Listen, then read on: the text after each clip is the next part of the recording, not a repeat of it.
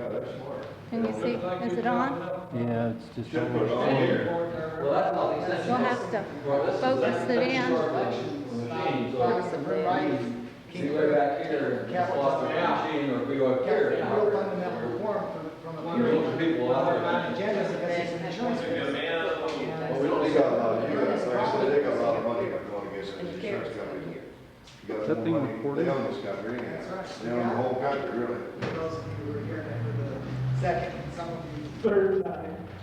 But, you know, I do appreciate the opportunity to come, even if it's just to talk to a few folks about it, because what I've come to believe is that you just don't know how all this is going to work out. I think that I found that I'll talk to one or two people at a time sometimes about it, and think, you know, months later that nothing's going to come of it. And somewhere along the line, it leads its way back to something where I get an opportunity, or that person maybe talks to other folks about what's going on. And the two things that I want to do, first I want to kind of run through why we're in the mess we're in, you know, basically what the problem is, and we'll do that. And then secondly, I want to talk about what I think is going to happen and kind of why it's happening.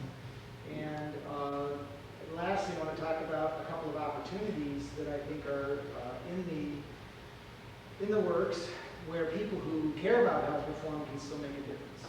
And so we're going to kind of hop through this stuff and talk this stuff through. And I think with this smaller group, you know, it seems more productive to just, you know, stop me anywhere and ask questions and have no idea. Can people see that, or should I turn it somewhere else? Pull that back there, okay? Yeah. But now we're going to, it's this Now, if one. I turn that off, all this. My question is should I swing this table and swing this back around? If you guys move, so I want you guys to be able to see it later. I don't know if that would be better, because you're on trouble here to begin with. Yeah. And basically, it's a series of slides. We're just going to talk about these things individually, which is that overall our healthcare system is missing some things that are, I think, essential to make it of highest quality. You know, people say we got the best healthcare system in the world. Well, it ain't true. And the reason it isn't true is because we've got some real problems, and we've got to own up to those before you can fix them. And number one is that, you know, the highest level of quality is to keep anybody from getting sick to begin with. I joke around sometimes about this, you know, if I've been there at Ross Myson, where I could give you a single shot in your shoulder when you're 1 day old, and then you get to live till you're 110 years old, and you're walking down the street with your new girlfriend after a wonderful time, okay? And as you're strolling, you fall into a pile of dust, and the healthcare system comes and sweeps you up and throws you away. That's my idea of an ideal healthcare system, right? You never see a doctor, you never sick a day in your life until the day you die, and all we have to do is sweep up the dust. I mean, that would be an ideal healthcare system. Well, that's facetious, it's silly, we can't really do that, but what we can do is we can try to have a system that applies preventive and health maintenance services in a systematic way, so that we minimize the amount of illness that the population has. And just as a sideline to that, I say that big insurance companies have no interest in minimizing the amount of money that we spend on healthcare, because they get a percentage of the gross. And you have to keep that in mind. They really don't have prevention in mind. The other problem is that we've organized our system around a series of repeated one-year contracts, which can be canceled as something we could found out. And they have no interest in prevention.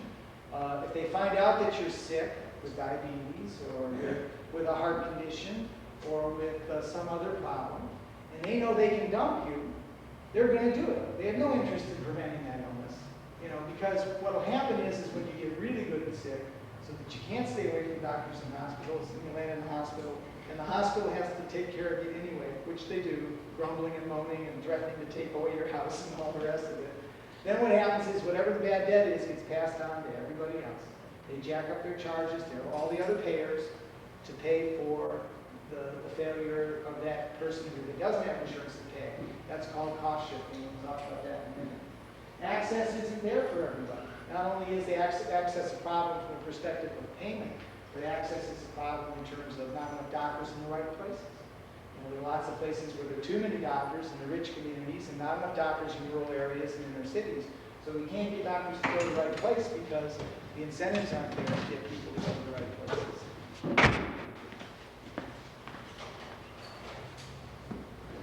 many, I mean, probably less so in the rural areas than it is here in. You here for the healthcare? Yeah. Okay. Welcome. Sit down. We just started. Welcome. You're soaked to the skin. Boy, oh boy, a brave man to take a motorcycle into it.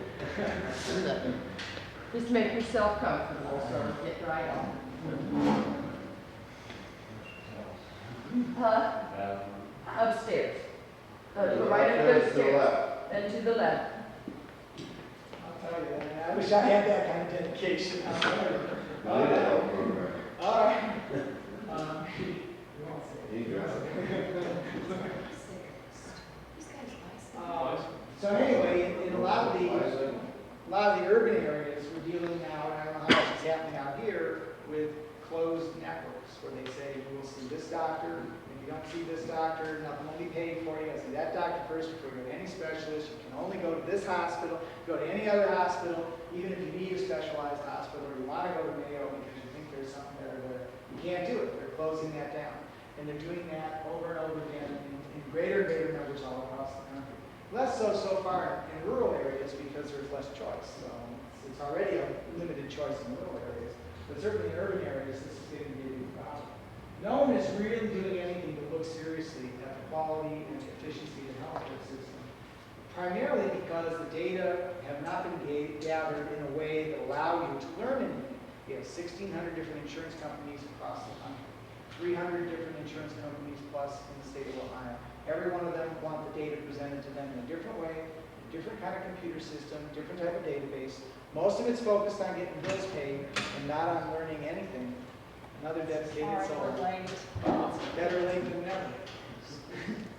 Most of it dedicated to folks in terms of solving their business problems rather than helping doctors to really learn something about the quality efficiency of the healthcare system. For example, maybe I'm a very good, I do general adult medicine, so maybe I'm a very good cardiologist for my patients, maybe I'm a lousy stomach doctor for my patients. If I have the information systematically gathered for me, maybe under those circumstances, I'd be able to learn enough that it would allow me to focus on the areas where I needed improved education, become a better doctor in a given area. But no one is gathering that data about the things I'm doing or how I'm spending healthcare dollars as a physician. I don't know where I stand. Maybe the average patient who comes to me spends $4,000 a year on healthcare, and the average patient for everybody else who's an internist like me is $3,000. And we got to look into why I'm spending $1,000 more on everybody per year on average. I mean, none of that information is out there to let me learn anything about what my practice is like. And it doesn't allow, therefore, us to focus on things like the quality of care that we're giving. So we don't have a database that's universal that gathers the information about what we're doing. It's just there to get the money collected, rather than collecting the information about our health. And the care is all broken up. It's fragmented. The doctors don't communicate well with one another. It's mainly specialists and surgery-oriented. The surgeons get more money than the thinkers in this business. If you cut or do a procedure, their guys, for example, spend 15 minutes looking down on somebody's stomach, and they'll make as much doing that as if I spent with two different patients that were very sick, an hour and a half on each of them. And they'll get the same amount of money for 15 minutes looking down on somebody's stomach. I think that this is very specialist-oriented, so therefore what we've ended up with is a system that's dominated by specialists. They've got money and therefore power. In addition to that, the specialists are what you want to be when you're in medical school because they'll get money and get power when you're a medical student later on in your life. So what we end up with is 70% of our doctors are now specialists and only 30% of them are primary care doctors.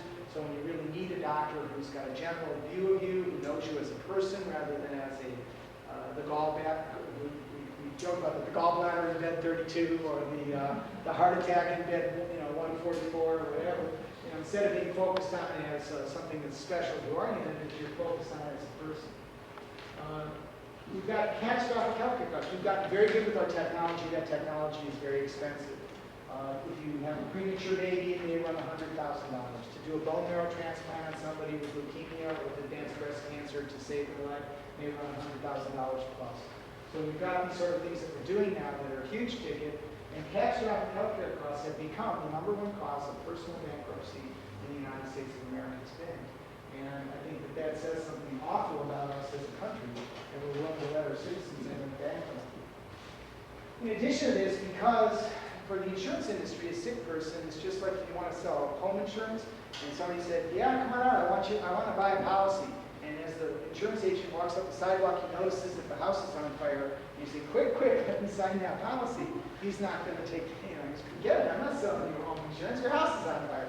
Well, a sick person is a house on fire for a health insurance salesman. I mean, they don't want to sell insurance to people who are ill, and yet we've got to take care of people who are ill. I mean, I don't think this nation, I just don't see it in our national spirit to let people die on the street without help. I mean, I just don't think we're up for that. You know, I think we believe that we should be taking care of each other. I think most Americans fundamentally believe that health care is something that everyone ought to have. If you don't want to call it a right, we still say we're all better off when the other guy has it. I mean, if we're not, think about contagious diseases. Certainly it's much better off when people with tuberculosis get their tuberculosis treated so they don't cough the germs on the rest of us. I mean, some of these things we can actually catch, can actually be harmful if they're not treated. So to some extent, I think healthcare is what's called a public good. It's something where I'm better off when you have it. Because ultimately, if you're ill, you're going to be disabled, you won't be working, you won't be paying taxes, you'll be in a hospital bed, and my products that pay for the products that I buy that maybe you manufacture as a worker for a company, they have to build the cost of that healthcare into the system. So when people are sick, it costs us all more, one way or the other. It's kind of hidden. We don't get to see it in our current crazy quilt system. But ultimately, the costs of sick people come back on the hospitals. You know, no matter how much money it makes for the insurance industry, all the rest of us are the ones that are feeding their money into their pockets. And we need to understand that. That's what's going on. The system is multi-tiered. We talked about the cost shift, about how when people don't have insurance and they end up sick in the hospital has to charge everybody else more to make up the bad debt. Well, the system is multi-tiered, and that's one of the reasons there isn't just cost shifting for those that don't have insurance. There's cost shifting between Medicaid and general relief, which pay very little money, and the other systems as well, or from Medicare, which just barely pays enough money to some extent. For some diagnoses, it pays enough. For other diagnoses, it does not pay enough to the hospitals. So we end up with this army of accountants who keep trying to figure out what are the better things to put in the hospital, what services should we brag about so that we can get people in here because Medicare pays better for them than others. And you get this whole army of people who are involved in this cost shift because the system is multi-tiered. And because the system is multi-tiered, there are winners and losers.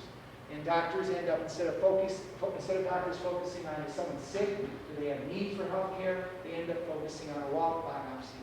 You know, they want to know, do you have insurance? Is there money in your pocket before they want to do something to you? So care gets focused on money rather than focused based on need. And again, having a multi-tiered system is what creates. Lastly, we've got the whole issue of the bureaucracy that's necessary to run healthcare. You've got, as I mentioned, 1,500, 1,600 insurance companies across the country, 300 plus in the state of Ohio. Every single one of those has a chief executive officer, chief financial officer, chief operating officer, an army of clerks, and every one of them has an army of lawyers that are setting up contracts between the doctors and the hospitals. And then on the doctor's side, I have to keep track of all that. I have to have an accountant to figure out all the bad debt and the complexities of that, and the hospital has to do the same thing. If you want to know why an aspirin in the hospital costs $7, it's because it's $6.90 worth of accounting costs and to pay the bean counters and 10 cents for the aspirin. I mean, that's what's going on in that set of circumstances. Believe me, that's true. I'm telling you, it's absolutely true. Malpractice costs, about 30 to 40% of malpractice premiums in that range are related to the fact that if I hurt somebody in the practice of medicine, that I have to guarantee their ongoing medical costs. So, for example, if I give somebody and they, it's the wrong pill and they collapse and they have a stroke and now they're crippled and they're going to need ongoing medical care for their stroke by, my bad judgment. That person, if they go into court, I will have to pay as part of my malpractice judgment for the ongoing care for that injury. Even if they have insurance that covers it. Even if there will be no out-of-pocket costs to that person because their insurance will continue to be enforced because they've got it through their employment. And the reason we have to do that is because we don't guarantee that in this country. And for the very same reason, in addition to malpractice costs, we've got a medical piece to your automobile. There's a medical piece to slip and fall. There's a medical piece, for your liability to slip and fall in your home. There's a medical piece to the liability for product liability. There's a medical piece to workman's compensation. Okay, so we've got all these pieces, once again, which require bureaucracies to maintain them, all of which benefit the insurance industry, which have additional costs that are involved in it, just like malpractice or duplicative. If we had a system that covered everybody comprehensively with no question of eligibility, or you're a citizen, you're eligible, then none of those costs would be necessary for those other insurances, and we would be able to save that money, put it in our pockets, or be applicable to a healthcare system to pay for the things we really need in the healthcare system. There's a whole issue of unnecessary care. There have been estimates that the half of heart catheterizations done by doctors are unnecessary. A significant number of cesarean sections are probably unnecessary. A significant number of heart bypass surgeries have been estimated to be unnecessary. All these things are questionable care that may be being done because there's money in it or because we don't get the information to tell us what really works. And until we focus on looking at the quality of the system and get some data about, given individual physicians or given hospitals, we're not going to be able to sort out who the troublemakers are and see if they're troublemakers because they're juiced in the system, or are they troublemakers because they just don't know any better and they don't know they can do a much more efficient job and can be taught something and change their behavior. And lastly, there's fraud. About 7 cents on the dollar in health insurance goes to fraud. And fraud is much easier to perpetrate if you steal a little bit from a lot of people than if you try to steal a lot from one person. And what we've got is a system where you can probably get away as a doctor once or twice a month sending in a bogus bill, to different insurance companies and maybe get away with it. But if you did that consistently with the one payer, it would start to probably show up. So I think it'd be a lot harder for people to defraud a single payer than it would be to defraud 1,600 payers across the country. So,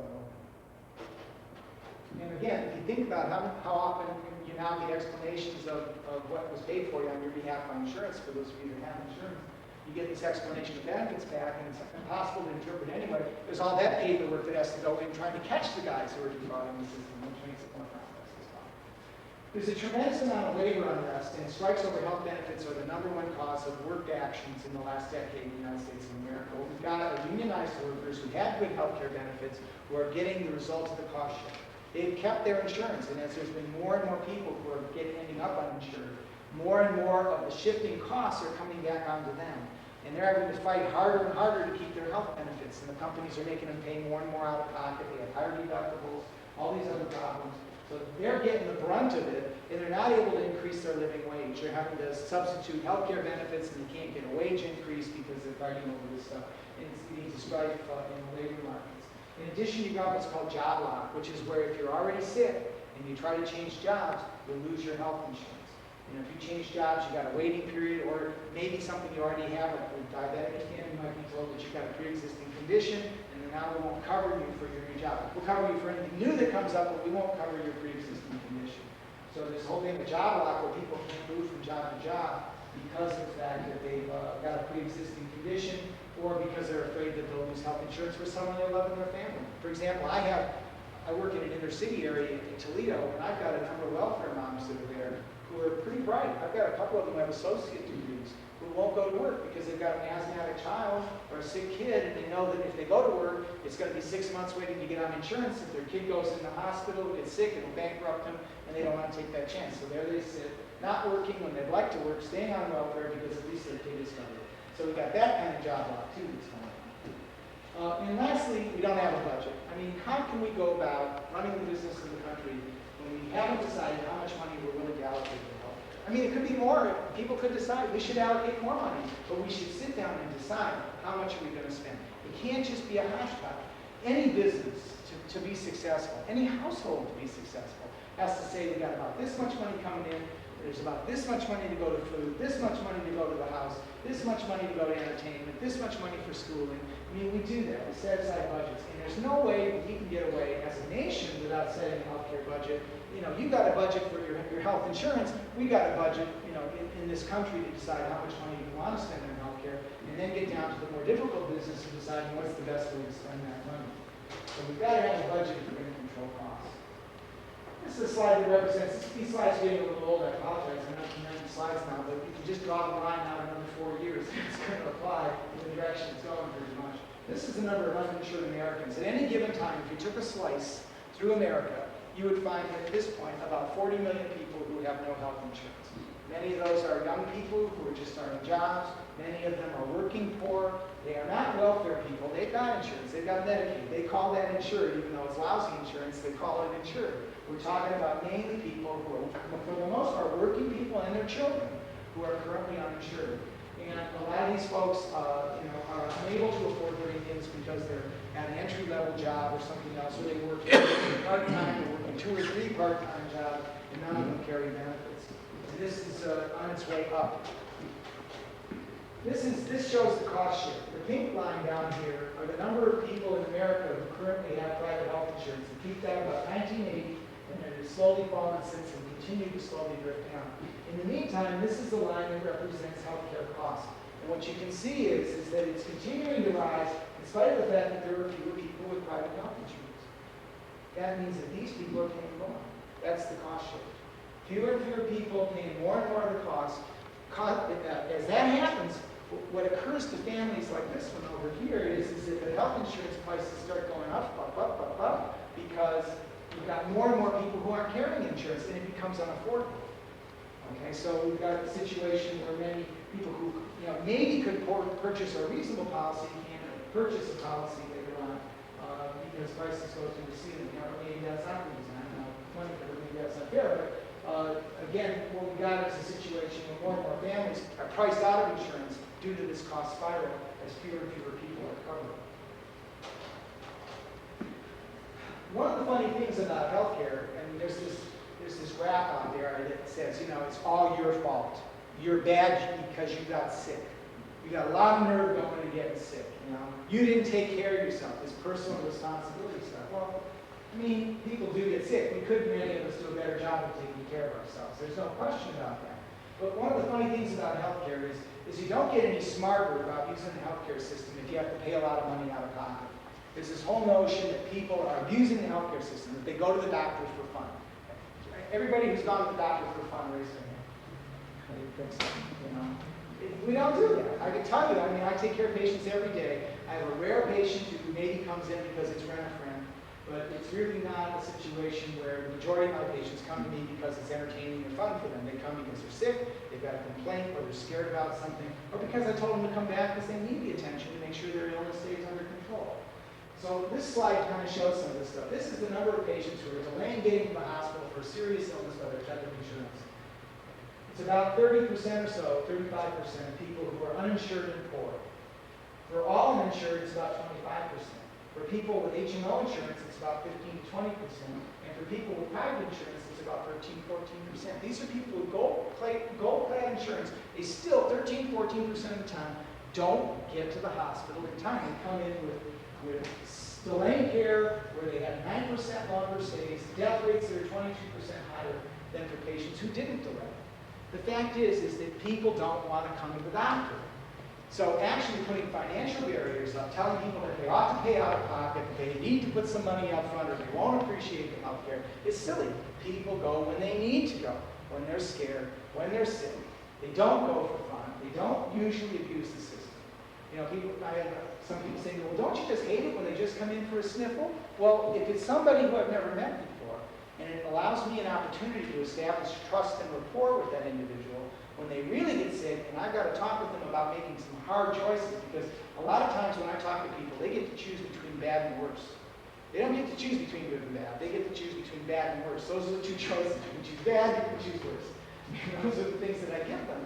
And if you don't have some rapport and trust that's built up with the patient at that particular point, many times you can't provide good care. So I don't worry about when a patient comes in and talks with me about a sniffle. They come in for a sniffle, it takes me 5 minutes to be sure it's a sniffle, then I say to them, well, did you get your mammogram? Have you thought about flu shots? What are you doing here? It looks like your blood pressure is a little high. Maybe we ought to have you come back and check that again. You don't just waste the time when the person comes in to establish rapport. It does something for the quality of medicine. So again, I think all this baloney that you're hearing about, it's your fault, personal responsibility, that you ought to pay more and then you'd appreciate it more, I think it's a lot of horsey no way. I think that people use the system sensibly. I really do. I don't think they go to the doctor for fun, and I don't think it makes them any smarter to have to pay something out of pocket. So I believe in no out-of-pocket payments to get people into the doctor.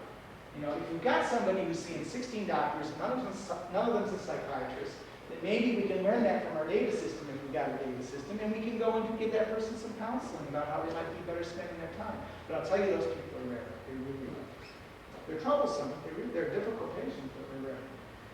We've got a deterioration in our preventive services that's evident as well. This is throughout the Great Society here, Great Society, we had a pretty significant drop in the number of black women who were getting, not getting prenatal care before the third trimester.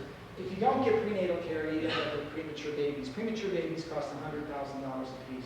Medicaid came in the 1960s and brought this rate of lack of prenatal care down quite nicely for black women, because a lot of black women are poor. It also, we mainstreamed a lot more of our that group. And now here we're beginning to deteriorate again, and this line has continued to show some deterioration in that we're not getting women in for prenatal care early enough to prevent the complications of pregnancy. So we've got deterioration in the preventive aspects of our system as well, and our system slide that shows it. Now, people might wonder, I've heard people say, well, it's because we're getting older. That's why the healthcare system's getting more expensive. No, it's not that. It's because of all those MRI machines and all that technology. No, it's we're paying doctors too much. No, it's those hospital bills. Well, let me tell you, no, it's not any of those. You remember the graph for costs, right? The yellow line that was going up before, where the pink line stopped? This yellow line this time is the number of administrators, okay, in the healthcare system. This is the number of doctors. From 1970 through 1990, this is the growth in the number of doctors. This is the growth in the number of health administrators. Does that curve look familiar to you? Or I need to back up and show you the other one, okay? The administrative costs in our healthcare system are progressively increasing and deteriorating. Basically, their idea of controlling costs in the health insurance industry is about the same as a farmer who, rather than building a fence to keep his cows in, decided to hire a cowboy to ride each cow. I mean, that's their idea of controlling the healthcare. So they put an administrator on every doctor's back to second guess every single decision that we make, rather than simply say, let's set a budget and watch the doctors retrospectively and find the few doctors that are practicing outside the normal scope, and then go back and try to either educate them, or if they're bad enough, let's boot them out, you know? But what it comes down to is instead we're hiring more and more administrators. And what this does is it's a jobs program for paper pushers. That's what we've created in the health insurance industry. And one of the reasons we don't have the money to cover everybody, everybody's saying, oh, how do we do this, you know? Gee, Clinton's tried, came up with his bill theoretically to cover everybody. Well, I'll tell the story again for those that have heard it. I mean, the federal government once upon a time tried to build a better mousetrap and put out a request for proposals. But there was just one funny thing about the proposal. In order to build this mousetrap, you had to make sure you worked the player piano into it. Okay, so this had to be a mousetrap that included a player piano. Well, so after a while, a few proposals came in, and eventually they built it, and needless to say, it didn't catch very many mice, right? Well, the health insurance companies are the player piano in health reform. They are the 900-pound gorilla that can sleep wherever they want. I heard you say earlier, they run this country, and it's true. They do. I mean, health insurance companies are big money machines that take money from all of us, and then they invest it. That means that they've got millions of shares of stock of GM, of Chrysler, of Ford, of IBM, of AT&T. I mean, they've got stockholder power in those companies. And these guys have no real interest in addressing the healthcare problem. Again, as I mentioned earlier, why should they want to? They get a percentage of the gross. Why would they want to reduce the size of the gross? Makes no sense for them. So we're in a situation where the insurance companies are kind of the tail that's driving the healthcare dog here, and a lot of this administrative costs are based on what they have as a vision for the country. Again, Clinton wanted to work them into the plan. I mean, that was what he was trying to make sure that we had the health insurance companies worked into his plan. And the fact is, if we want to include them in the plan, then we don't have enough money to cover everybody, or to give everybody comprehensive benefits, because we have to pay all these paper pushers if we keep them in the system. And that's where the money comes from. That's where the money is to pay for comprehensive care for everybody. It's in the paper pushers. We need to get rid of them, and we need to get rid of them soon, or we're going to continue to lose money. Just as an example, this is a very clear slide, so I'll read it for you again. This is Prudential, which actually the big insurance companies supported the Clinton plan because it kind of guaranteed that they would end up as the major powers in the healthcare system in the future. The small insurance companies were very scared. They put on all the Harry and Louise ads and would have you saying, oh God, there's got to be a better way, because they would have been driven out of business by the big insurance companies if these plans had come to pass. But this is Prudential, who was actually a supporter of what we had in mind. And this is the number of employees that they use for 100,000, 110,000 people in New Jersey for their managed care program. They have 18 nurses to review physician care. Okay, they call us up and say, when do you get that patient out of the hospital? Okay. And you got 5 physicians, 1 full-time, 4 part-time, 8 provider recruiters. Those are people schmoozing on us doctors trying to get us to sign up to be practitioners in their program. 15 sales reps that are calling you up. How many did you say to me? Night every night? Yeah, using the computer to dial you up. 27 service reps that are handling all the complaints that these people probably get about the lousy service they provide, and then 100 clerks to do the paperwork. And what I can tell you is that is more people than manage the entire Ontario health insurance program. That's a single-payer program. And they have 10 million people in Ontario. This is for 100,000 people. That's how inefficient these people are. That's how crazy quilt the system is now here in this country. Not only that, but the Canadians are the most satisfied people in the world. This is the number of Canadians that are well satisfied. If you want to see how the graph that shows how many are satisfied and well satisfied, it goes into about the 90%. Okay, and it's gone up in the last couple of years, since 1990 when this one was done. This is a reputable pollster. Anything I say, I can give you a reference on. I can show you in black and white. If you hear the lies out there on television and radio, call and ask, where did you get that information? I heard it. I mean, that's what you'll get. Some guy said it on TV. The United States is the second richest country in the world, and the poorest insurance of them all for their people. It's the worst That's terrible. satisfaction. That's the This worst. is- Think about this. What this is this is satisfaction with, it actually says healthcare, but what it is satisfaction with healthcare system. If you ask Americans, do they like their doctors? If you ask them if they like their hospitals, in general, they say yes. If you ask them what do they think of their healthcare system, they know it stinks. They know it stinks.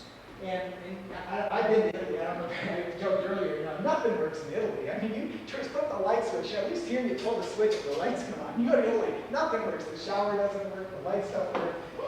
It's a fun place. It's kind of chaotic, but you don't know what to expect. And people are wonderful, but I mean, nothing works in Italy, and we're ready to blow the Italian system by our people. I mean, that shows you how bad it is. And the most satisfied people in the world are the Canadians. Okay? How come the United States don't look at their program? Well, because it means we put the insurance industry out of business in the healthcare field. Somebody's got to come up with it. Well, that's the question, is how do we go about that? If you go to Americans and you describe Canada's healthcare program without telling them that it's Canada, if you go to them and you describe this program and you tell them this is how it is, you can choose between a healthcare system where out of payroll taxes or income taxes, the money goes to pay your premiums for healthcare that are collected by the government. The government negotiates the payments to the doctors and hospitals. You can go to any doctor or hospital in the country that you want to. That's the Canadian system. Versus America, and you describe this in words, you don't say this is Canada, this is America, just describe in words. This is a healthcare system where you may or may not be able to get insurance. You pay insurance out of premiums either out of your pocket or maybe through your workplace. You're not guaranteed that you'll have health care. To some extent, you're allowed to choose whatever doctor you want to go to or whatever hospital you want to go to, although sometimes those things are limited by your insurance contract, okay? If you just put those words out, don't say who it is, and then say, which of these two things would you rather have? 61% of Americans say that they would prefer the system where premiums are paid through taxes and you can choose to go to whatever hospital or doctor you want to go to, and you don't have to worry about being covered. Only 37% of Americans, maybe some of those that recognize the little game that's going on here, and say, oh, we don't want to go Canadian, I don't know. But 37% still prefer the US, 2% were unsure. So clearly the majority of Americans would prefer a Canadian system when you describe it without saying this is Canada. So, we got options that are out there. And one of the things that really has dismayed me about this healthcare debate is the fact that we don't talk about first principles. One of the things, any road will get you there if you don't know where you're going, right? I mean, that's the basic fact of life. You've got to know what you want. And interestingly, I think Mr. Clinton did an excellent job of bringing together healthcare people, citizens, and everything else into a group called the National Health Leadership Council to set up a set of goals. So before he produced his healthcare plan, which turned out to be a disaster for him, like, because I said, it was the mousetrap with the player piano was part of it. Basically what we ended up with. Is he set up a set of goals. And these are the goals that he came up with. And I think they're very good. And I've talked to dozens of audiences. I've never had anybody say, no, we shouldn't be doing that. Okay? Well, here are the things that this group came up with. Universal access to care for all Americans. It may even define Americans. I thought that was pretty good. Probably could be South Americans. Choice of who will provide that care and in what settings. That means you get to choose your doctor and your hospital where you want to, not the way the insurance company wants. High quality and efficiency, meaning that you didn't pay more than you should have for the services. Choice of, how do I do that? I'm getting tired of this. Okay. Comprehensive care would ought to include, first of all, prevention, but should also include specialty needs and long-term care. Those things are important for the people as well. So comprehensive care, we cover those things. Freedom from the fear of not being able to find care or afford it when you need it. Which means that you don't want to be thinking, gosh, will they cancel my insurance? Or, gosh, I have a $2,000 deductible and that means Billy won't go to college next year. Or whatever. My 18-year-old daughter's boyfriend wanted to come down to Ohio State, and he has come, thank goodness. I'm proud of him because he's a very talented young man who deserves a college education. His dad just had a malignancy removed from his colon. His mother just had a malignancy diagnosis in the breast, and they weren't sure they could afford this thing. And I was thinking to myself, gee, should I be chipping in to help this kid go to college? And I was just feeling guilty because I know him. He's a great kid. He ought to have a chance to go. And I could just see him sweating it out. And I guess his dad had worked pretty hard to save up money, so there is money for at least the first year or two, and who knows what will happen in the meantime. But, I mean, it isn't fair. It's bad enough to be sick, right? Let alone have to worry about whether you're going to be bankrupt. I mean, that's just cruel and unusual punishment. Matter of fact, I'll tell you this great story. I should have told this earlier. I told this 3 times to some of these people. This is a good story. I had a patient who's an inner city mom, and she had a son that was pretty sick with asthma. And he'd been working for a trucking firm and didn't have insurance with the trucking firm, and he was really having a lot of trouble, and he thought he was bad enough that he needed to go to the hospital. And what she suggested that he would do was to go down to City Hall and smash a police car window with the policeman watching. You laugh. Why? Why did he do it, you know? Because if you're in jail, you get health care. And you get it for free. Exactly. And he had no previous record. And he'd probably be let off scot-free. I mean, that sounds silly, but what I'm telling you is that people in jail get better health care than working poor.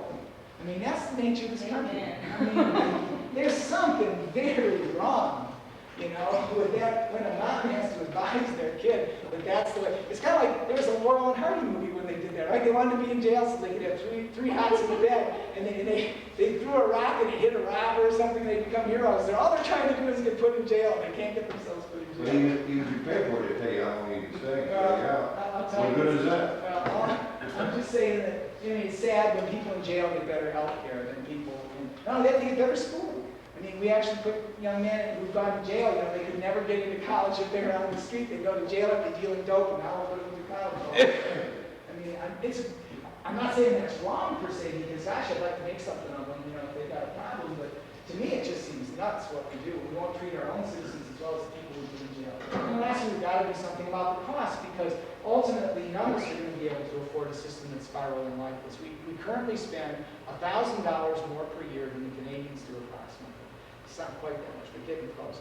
Probably $200 to $250 billion more. If Canada was the size of the U.S., we would be able to save $200 to $250 billion right now. That's a lot of money. Right now, if we were doing it their way. So we've got plenty of money. We've got plenty of money to do it, and probably money to be saved. And there's a number of organizations that have looked at this and have said that we could save money as much as that in just a period of a few years, covering everybody with comprehensive benefits, including medication, long-term care, all the comprehensive specialty needs, and still save hundreds of billions of dollars over the period of just a few years by going to a single payer that cuts out all that insurance bureaucracy and stuff. So what are our options? And we're going to flip around here and look a little bit at what the feds did. And I'm just going to talk real quick here about this because the federal stuff it's here. This is where it's at. And when I made this slide, it was much more complicated, and I had a lot of other slides because I was talking about all the different bills that were percolating their way through Congress. So this is, we now know nothing's percolating its way through Congress. We ended up not with a bang, but with a fizzle on what they were doing federally. But the people who didn't want anything to move, okay, we ended up with 3 possible outcomes, basically, when they were done proposing these bills at the federal level, which was that nothing would happen, which was what I thought was number 1, and that's why I listed it at the top. This was probably about a month ago I made this slide. A Clinton-esque plan would come out, okay, something that was similar to Clinton or along that line or some of the proposals that were coming along, or a single-payer plan, which I thought was the least likely to come out of Congress. And these are the sort of supporters or not supporters of this. Small insurers, boy, they'd be out of business if we had a Clinton plan or single-payer, so they wanted nothing to happen because that keeps them right where they are right now. A lot of conservatives and Republicans ethically don't believe the government can do anything right. I mean, it's just their mindset. They don't think the government ought to do anything. I guess I joked around with someone on the radio yesterday about, hey, you're out there driving on the street on a set of roads made by the government. You better hope that they did something right. But anyway, you still got this group of conservatives who believe that small businesses, a lot of them are not providing insurance. They don't want to have to provide insurance. They don't want to chip into the system. So they were against doing anything. And some big businesses, again, because they side with the conservatives and the Republicans and believe the government can't do anything right. The large insurers, for the most part, were in support of Clinton because it would guarantee that everybody would be pushed into these large HMOs, shoved into their hands. Moderate Democrats, because they're good party loyalists, pretty much wanted to support Clinton.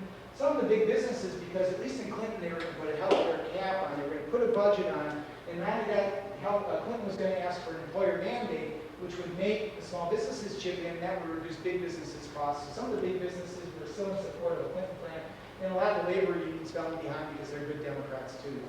Single-payer people, we had a lot of liberal and moderate Democrats.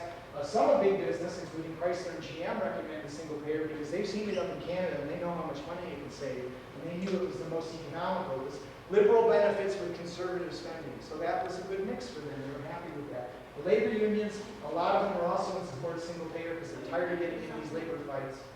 And seniors, disability groups, and a lot of church groups were in support of single-payer. UCC is one of the groups that's been bringing me down here to talk because the church groups are in support of single-payer because they see it as a social justice issue. That, you know, that if you read what Christ has put in the Bible, I mean, he had a healing mission. Not only that, he told us that we ought to be doing it for everybody, pretty much. He didn't discriminate across the people that he healed. You know, beggars, lepers, whores, you name it. He was down there healing them. So the church groups are on board a lot with single-payer. They're seeing it as the best way to get high-quality care to everyone. You want me to stop a second? Okay. So anyway, what did we end up with? We kind of ended up with a very successful Republican strategy. I predicted this is what would happen, again, a little more than a month ago, which was that they would try to support nothing, and then they would do everything they could to label any Democratic bill, didn't matter which one it was, whether it was Stark's Medicare for Everyone or Clinton's proposal, the Clinton-Kennedy big government takeover healthcare bill. That's what they were going to label. No matter what it was, that's what they would call it, because they want to play into the middle class fears of, hey, I've got mine, I might lose it if they make a change. And since 85% of us or so do have some element of health insurance, and since only 20% of people generate almost 60% of healthcare costs in this country, almost 70% or something in that ballpark, 80% of us are pretty healthy, you got a good solid majority of 85 times 80% or some 60-odd% of people who both have good health insurance and are pretty healthy and have never had to experience what a rotten healthcare system we have. And they play into their fears. Who are Harry and Louise? Two healthy yuppies sitting on a couch, right?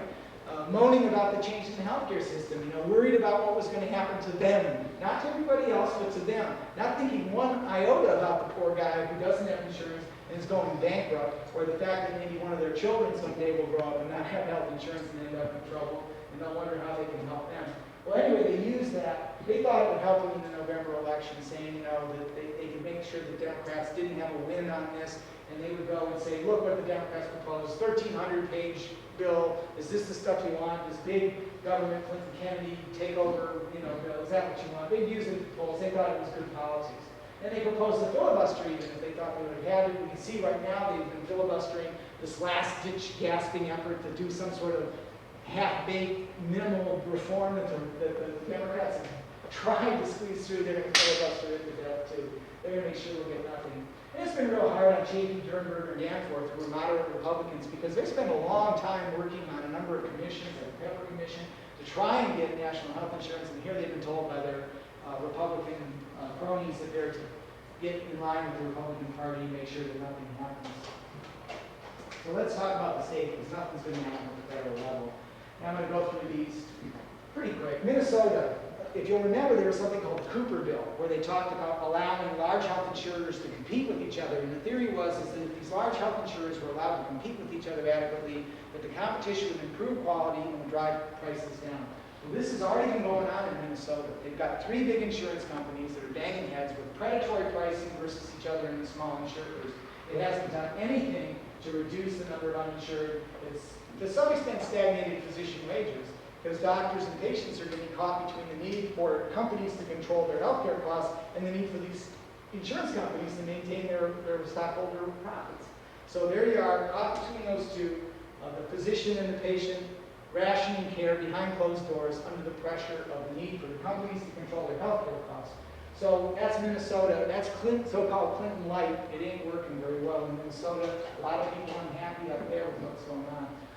Washington, the state of Washington, when Clinton proposed his plan or came up with his basic ideas for his plan, people in the state of Washington basically said, hey, this sounds great. This is what's going to pass. They got all enthusiastic about it and passed the Clinton bill, almost intact, okay, in the state of Washington. It will go into effect in 1995. So we're going to get an idea what Clinton will do, whether that idea will work. It's got employer mandates, subsidies for small business.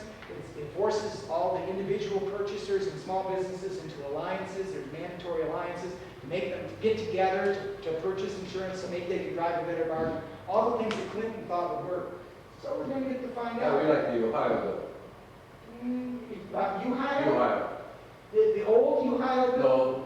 No, the one that Hagan tried to get put in front of this year. No. This is Clinton. This is big insurance companies. If you want me to draw the structure of it, I can. Or I can tell you. I thought that what we heard about the Ohio bill, Hagan had was pretty similar to that. Well, Hagan originally proposed I don't a think single he payer bill, and then he changed it. Now this is still not good. See, let me talk a little bit about managed competition. If you've got questions about that. There's this economist from California, Elaine Ento, who used to work for the Defense Department.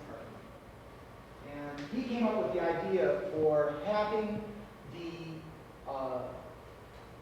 supply areas of the armed forces compete with each other to provide services to the uniformed branches. And he called that managed competition, okay? Well, that's where this idea came from some Defense Department thinking, Elaine Ento. But he's carried that over to healthcare. What he says is, well, you can't have real competition in healthcare. There's hardly an economist in this country who thinks that we can really have competition. I mean, you need certain things to have market competition. You have to have the consumer thoroughly understand the product. Most people, I went to school for I don't know how many years now. I mean, I still have people come in, I don't know what to do. I send them to specialists and they don't know what to do. Okay? It's a very complicated product. You know, most people can't tell a muscle strain in their chest from a heart attack or a bellyache, and can't tell appendicitis from gas. I mean, the fact is it's pretty confusing. You know it hurts, you're scared, you go to see a doctor. It's not an easy product to understand. The second thing you've got to have is you've got to have a situation where the product is not subject to what are called natural monopolies. You know, if there's a natural monopoly, it's just unlikely that you'll have actually like one doctor in a small town. You don't need two. Neither of them will make a living.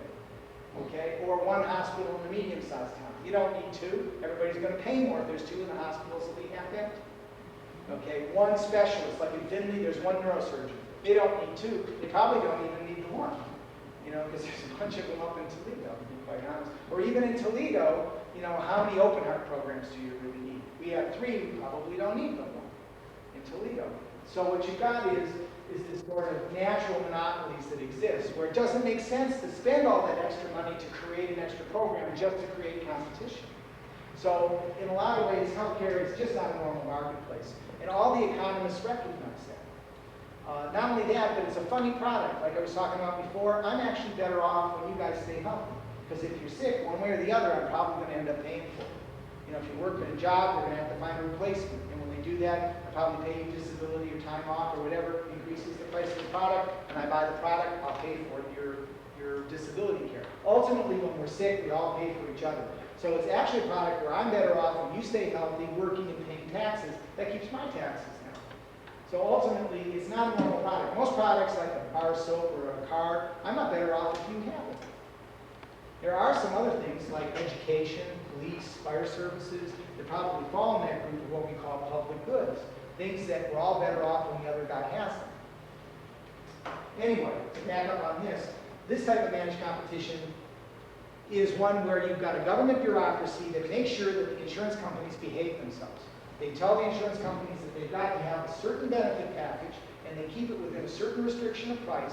There's a cap on the premiums. You can't charge more than a certain amount. If you do, you lose the tax advantages of it. So there's a whole lot of things that are going on here with the bureaucracy on top of the existing. I showed you the existing insurance bureaucracy, right? Well, what Clinton wanted to do to keep the competition fair was to add another bureaucracy on top of that. The main advantage of that additional bureaucracy is part of it was there were insurance caps. There was a premium cap. There was a healthcare budget. That was about the only way that he was going to control things. And since he wanted to cover everybody, they had to add more money into the system. And it was going to cost an additional $100 billion per year to do the Clinton system, where we had an opportunity to save approximately $50 billion and give everybody comprehensive benefits. These are average benefits for everybody versus comprehensive benefits for everybody, as we could with single payer. So this is a real mimic of the Clinton bill.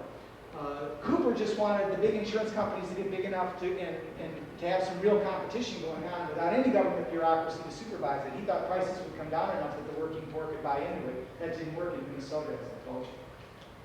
So Washington is a real Clinton-esque plan. Hawaii did something different. A few years ago, there was a thing called the Pepper Commission. The Pepper Commission was a national bipartisan commission to look at what we should do about health care. And their recommendation was that the best way to get everybody covered was to expand Medicaid for the poor and to mandate all employers to cover their workers. And that's the fundamentals of what the Pepper Commission recommended. They made a lot of other recommendations too, but that's the gist of it. Hawaii was already privy to those notions before we came up with a whole bunch of other things that would have kept them from doing it. But they passed an employer mandate to tell all businesses in Hawaii that they had to insure their employees. How'd that work? Well, you can see. Now, remember that the Senate was talking about with no mandate trying to get to 95%. The best Hawaii can do is get to 96% coverage with an employer mandate. And they're doing that with a state program that says that everybody has to pay into health insurance. Now, Hawaii's a funny place. There are only 2 health insurers of any substance. There's Blue Cross, which does all the traditional insurance, and then there's Kaiser, which is doing all the HMO insurance in the state of Hawaii. And they're like two 900-pound gorillas that can sleep wherever they want. And between them and their business buddies, they've been able to cap costs in Hawaii. So actually, their costs for healthcare on a per capita basis are among the lowest in the nation, when their cost of living is among the highest. So they've done pretty well in controlling costs. How much is that because they've got a kind of a coalition of business and 2 insurers that are dominating things, and how much of it's because this program of mandates is actually working? I don't know. It has reduced the cost shift somewhat, but you still got Medicaid, you still got general leave, you still have people where the family doctors don't want to take them because they're getting paid half of what they'd get if they took somebody who's got insurance. So you've got all these people wandering into emergency rooms and getting late care and high-cost care anyway because they're on inferior programs. And you still got 4% of people that aren't covered who fall between the cracks of all these systems. Oregon did an interesting thing. They decided that they're going to try this employer mandate too if the federal government left in 1998 like Hawaii did. But they did something real interesting. They decided to look at medical procedures and to list them from the most valuable to the least valuable. It's like 300 some odd different things that doctors do, to list them from the things that were most valuable to the least valuable. And then what they said was, in order to cover everybody, they were going to ration care to the poor.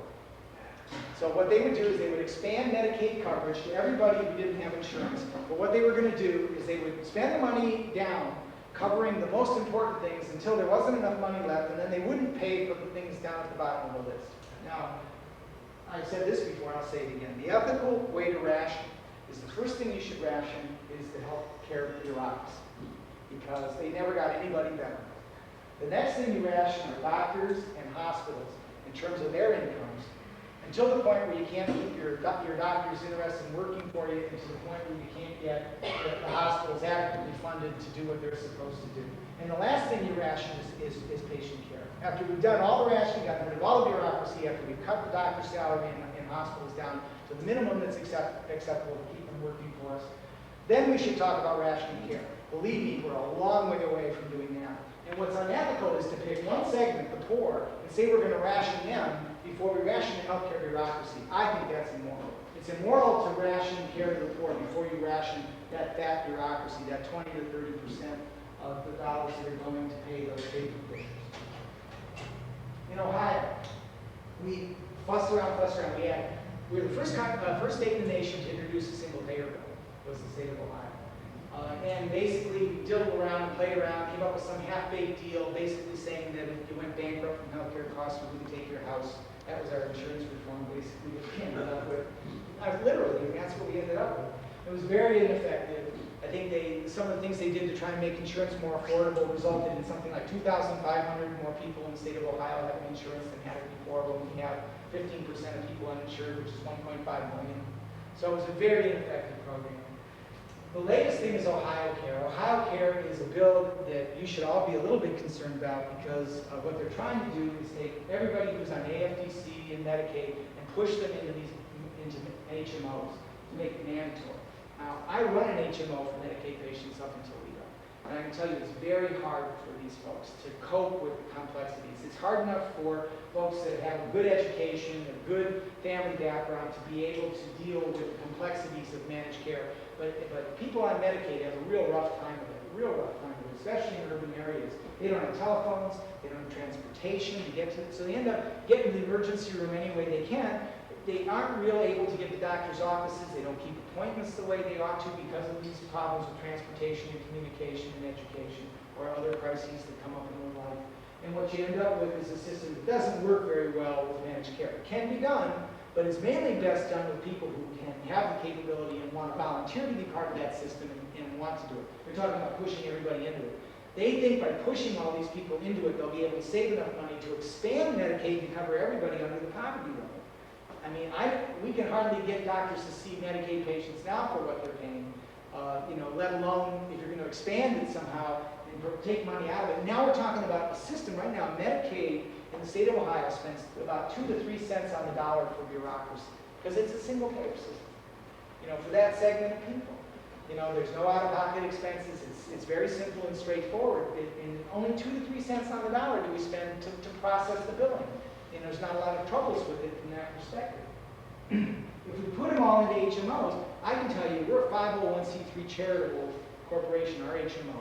We struggle to keep our overheads down to 11% in our organization. That's 8% higher, 8.5% higher than what the state of Ohio currently does. Because we have to do marketing, we have to do eligibility, we have to do all these tasks that a single payer doesn't have to do. Now, I'm sure that those other HMOs that are out there are going to be for profit, unlike ours, which is charitable, and they're going to want even more money to go to bureaucracy and profit. Probably typical for HMOs in California has been around the 15 to 25 cents on the dollar range.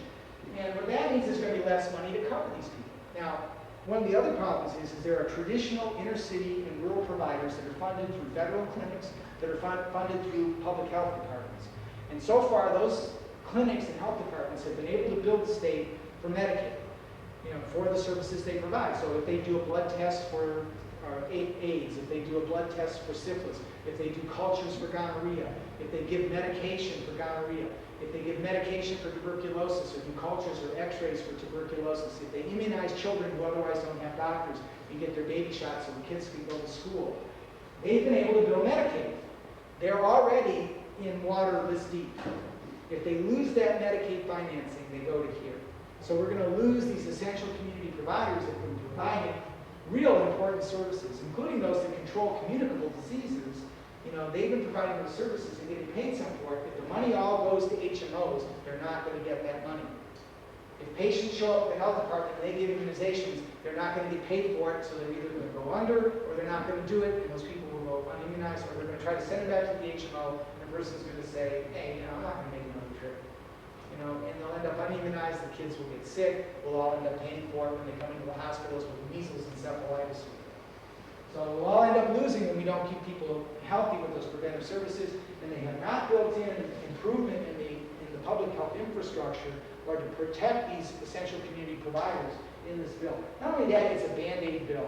we have multi-tier again. We're just going to expand this bad system that underpays doctors. They don't want people in their office as it is. There was a study done in one of the journals, I think it was the New England Journal, just not that long ago, where a group of people called 617 doctors' offices across 6 different states and told the person who answered the phone that they were a Medicaid patient. You know how many were able to get an appointment? They were able to get an appointment in 12 offices or something like that. It's some pathetic, small, itsy-bitsy fraction of 600 patients. So people, they just don't pay enough on the Medicaid side to get primary care doctors interested. Even if the primary care doctors are HMOs, the amount of money that they're going to have to pay us as primary care doctors to take care of Medicaid will never be as much money as they'll have available to pay for middle-class people, and they're asking us to be the gatekeeper, to the first contact doctor for everybody, not just for Medicaid now. They want us to do this for everyone. And who's going to pay us the most to do it? It's probably going to be the plans that are focusing on the middle class, not on Medicaid. And I think that ultimately this is just not going to work. There aren't enough primary care doctors. It's going to destroy the public health infrastructure, and it's going to destroy those federal clinics that are providing care for people now who don't have money to pay for it. And are currently, interestingly, taking care of the uninsured to some extent. And the uninsured will continue to exist in this scenario because there's a lot of working poor that aren't below the poverty rate but can't afford a family premium of $4,500. You know, they may be making $25,000 a year, but with the other expenses or the size of the family, they may not be able to afford $4,500 for a family policy for health care, even with the deductibles. The reason I put this up here was to remind me to tell you that health reform is going to go on, whether or not this occurs.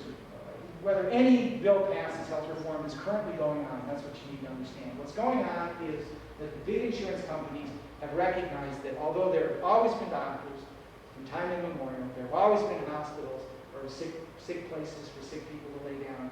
There's always been sick patients. What there haven't always been are insurance companies. And they've recognized that we're figuring that out and that that's where the money is to fix the system. So what they're going to do is they are going to buy doctors and hospitals as quick as they can. When I was at the American Public Health Association meeting last October in California, I talked to a man from Prudential who told me that Prudential Insurance had $7 billion with a B, $7 billion set aside for 1994 alone to buy doctors and hospitals in their budget. And that's what they're doing. They purchased the hospital, Blue Cross purchased the hospital, Riverside Hospital in Toledo. A big for-profit health chain called Paramount has purchased the medical school hospital in Toledo, although that's all a big mess now because the state legislature says, wait a minute, you can't sell it, it's ours. You know, the state of Ohio said, wait guys, it's ours, you can't sell it. So that's all become a big snafu, although it's theoretically already sold it. So there's a mess on that. But you're going to see them buying doctors and hospitals. And once they own us, then there'll be no opportunity to reform the system because it will be their system. And if there's anything that's powerful in the United States of America, it's property rights. You know, and once they own us, there'll be no opportunity to reform. Not only that, if I say I don't like this, I want to buck the system. Well, I'll get a rep as a bad doctor who boot me out. Right? I'll be an employee. If I'm not a good employee, I'm not a nice passive employee, if I think they're not providing good care to my patients, I won't be able to defend you when they're paying my salary. So we'll most likely end up in employee positions and probably end up unionizing to protect ourselves and to protect our patients. There's only a little bit of advertising left for the insurance companies to buy.